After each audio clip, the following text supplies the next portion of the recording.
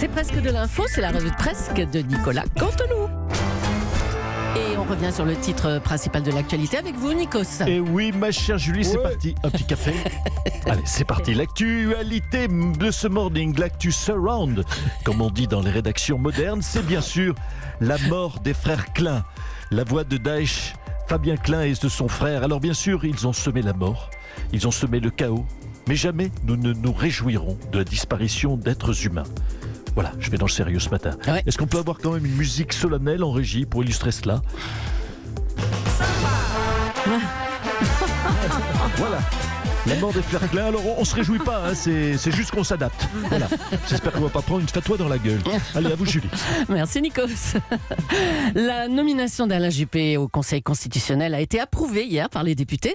L'ancien maire de Bordeaux rejoint donc les sages. Bonjour Monsieur Juppé. Oui, bonjour Mme Julie, bonjour à votre sympathique conseil radiophonique. Voilà, oui, vous me regardez d'un air étonné. Voilà, c'est la retraite, que voulez-vous que je vous dise. J'ai pris mon petit chapeau, ma canne à pêche, oui, M. Gabrol, mes dominos, une bouteille de rosé et en route pour le Conseil constitutionnel. Et les députés ont largement approuvé votre nomination. Hein, c'est oui, bien, ça, ils ont voté ma nomination, ils l'ont approuvé. Ça fait drôle, hein, gagner une élection. C'est ne pas prendre une branlée. Je vous avoue que j'avais perdu l'habitude. Bon, enfin voilà. En tout cas, c'est la dernière. Je ne peux plus faire de politique étant au Conseil constitutionnel. Donc, si je veux prendre une branlée, maintenant, il faudra que j'aille faire The Voice, hein, monsieur Diagas. Oui. Encore que, je chante étonnamment bien. Vous me verriez quand je chante quand je chante sur Metallica, je suis... Oh là, ça donne envie. Hein. Ah oui, c'est parfait. alors vous avez dit que tout homme avait droit à l'oubli en parlant de votre condamnation. Voilà, écoutez, je crois que on l'a dit et redit, payé pour le système Chirac. Maintenant, j'ai le droit qu'on oublie cette histoire, franchement. Jacques Chirac, pardonnez-moi, lui-même l'a oublié. En même temps, il a oublié comment on faisait cuire des nouilles sans foutre le feu à sa cravate aussi. Donc, Allez, pardonnez-moi cette petite digression. Allez au boulot. Je vais faire une petite belote, avec Laurent Fabius. Et ensuite, j'irai faire un atelier pour apprendre à retapisser des fauteuils. Oh, c'est drôlement bien. Bonne retraite, Monsieur Juppé. Merci. Demain, c'est l'acte 15 des Gilets jaunes. Enfin, en principe, après les dérapages antisémites des dernières semaines qui sont passés en boucle sur les chaînes info, personne ne sait comment les choses vont tourner cette fois-ci. Alors, voyons comment on se prépare du côté de chez BFM TV. C'est avec Christophe Delay. Bienvenue sur BFM Télé, première chaîne info de France, acte 15 donc des Gilets jaunes. Demain, y aura-t-il des dérapages antisémites? C'est la vraie question, édition spéciale. La France vit dans la peur, ce que nous allons illustrer tout de suite avec donc un jingle effrayant. Alors Patrick Sauce, vous êtes en direct, je crois, d'un hélicoptère. Au-dessus donc des manifestants qui se dirigent sur Paris. Oui, tout à fait Christophe. Je suis actuellement en hélicoptère et je dois dire que des hordes de gilets jaunes se dirigent vers la capitale. Sont-ils antisémites ou pas? L'incertitude demeure, mais nous allons vite le savoir car je suis avec, à mes côtés, Alain Finkielkraut. Ah. Oui, bonjour monsieur. Écoutez, que faisons-nous ici? Ne serait-il pas plus profitable et moins saugrenu d'aller sur votre plateau pour discuter calmement de ce problème, de ce sujet, de façon sereine? Christophe, donc je procède à la manœuvre. J'attache à l'instant un mousqueton à monsieur Finkielkraut que je vais élitreiller au milieu des gilets jaunes. Un petit peu, vous savez, comme dans Jurassic Park. Quoi? Quand on nourrit les vélociraptors avec une vache. Oh non. Non mais qu'est-ce que c'est que cette idée? Patrick, pardonnez-moi de vous interrompre. Oh là là. Vous êtes sûr que c'est la bonne méthode, Patrick? Voilà, Alain Finkielkraut est désormais au milieu des gilets jaunes. Patrick, c'est horrible. Écoutez, récupérez Monsieur Finkielkraut, sinon c'est vous qui allez être jugé pour acte de barbarie sur philosophe. En tout cas, ça se confirme a priori, la violence n'a pas disparu des manifestations. Nous allons passer un drôle de week-end. À vous, les studios. Merci BFM TV. Le Premier ministre Édouard Philippe a remis en cause l'intégrité de la commission sénatoriale dans l'affaire Benalla.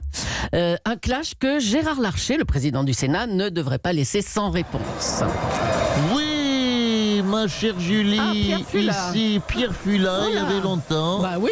en direct du palais Bourbon-Soir-Garden, avec dans le coin droit Gérard Larcher, le mammouth du Luxembourg, le bibendum sénatorial, 1m65, très beau gabarit, 266 kilos, dont 80 kilos de Nutella en intramusculaire, l'homme qui fait trembler l'Élysée rien qu'en montant sur les marches du perron, Oh et non, arrêtez. dans le coin gauche, le Premier ministre, très beau gabarit aussi, 1m94, 9,50 kg à la dernière pesée, le dépressif de Seine-Maritime, l'asperge de Matignon comme on l'appelle, l'homme sans cheveux et sans charisme, celui qu'on appelle aussi très souvent, oups, pardon monsieur, je ne vous avais pas vu, non. Édouard Philippe. Oh, allons. Voilà, les deux hommes se jettent l'un sur l'autre. Oh là là, Édouard Philippe envoie un coup de poing sur Gérard Larcher et ça rebondit. Il réessaye son poing, reste coincé dans la graisse du ventre de son adversaire. On dirait un légionnaire romain qui essaye de se battre avec Obélix. Gérard Larcher, oh là là là là là là, qui s'assoit maintenant sur Édouard Philippe. Ma chère Julie, je ne sais pas comment ça va finir. Ah bah non. Malgré les attaques de Matignon, on dirait que le Sénat va sortir vainqueur de ce combat. Vous les studios. Eh ben merci Pierre Fula. Une nouvelle stupéfiante maintenant. 27 personnes en Belgique touchaient encore des allocations décidées du temps de l'Allemagne nazie. Adolf Hitler récompensait alors la loyauté au régime et à son idéologie. Et ces pensions n'avaient jamais été annulées. Oui, bonjour, Leclerc, n'est-ce pas? Bonjour. Bonjour Jean-Marie Le Pen. Écoutez, oui, au sujet de ces pensions, Oui. je m'indigne, comme vous l'imaginez, car je n'ai jamais touché le moindre centime, n'est-ce pas?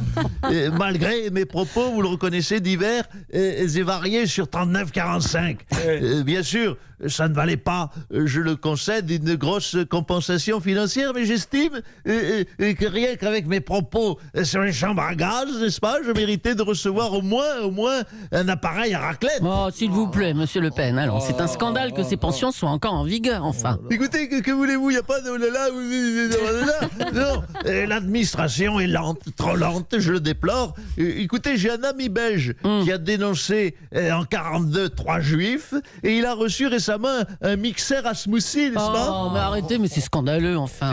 Donc, j'espère que Madame Merkel m'écoute. Et j'aimerais bien avoir un gaufrier électrique. Et pour ça, je vous rappelle que l'occupation n'a pas été particulièrement inhumaine. Mais vous savez, je peux dire pire encore, si ça ramène des sous. Ça m'arrangerait parce que je voudrais refaire la peinture du garage. Ah oui, c'est ça. Oui, bah écoutez, on vous laisse. Hein. Allez, on vous laisse. Et puis, cette semaine se tient au Vatican un sommet historique pour lutter contre les scandales sexuels. On va une dernière fois appeler le Vatican, qu'on essaie depuis lundi d'interroger, vous savez, sur le livre Sodoma, qui révèle un système gay secret en vigueur dans l'Église. Ça sonne. Bonjour, tu es sur le répondeur secret du Vatican, le réseau numéro 1 des prêtres coquins. Si tu veux commander un costume de gladiateur pour fouetter de vilains chrétiens lors de notre soirée Jeux du cirque romain, tape 1. Si tu veux assister à la soirée évangélique avec Évangélie, tape 2. Si tu veux 2 places pour la soirée Délivre-nous du mal, mais ne nous délivre pas des mâles, tape 3. Si tu veux assister aux journées des patrimoines, les journées où tout le monde rentre partout, tout le temps et gratuitement. Les journées des patrimoines, tape 4. Moine téléopérateur dit « Je veux parler à un moine ». Je veux parler à un moine. Nous n'avons pas compris ta réponse. Répète pour nous amuser. Je veux parler à un moine. Je veux parler à un moine. Tous nos moines sont en train de répéter leur chorégraphie pour l'Eurovision.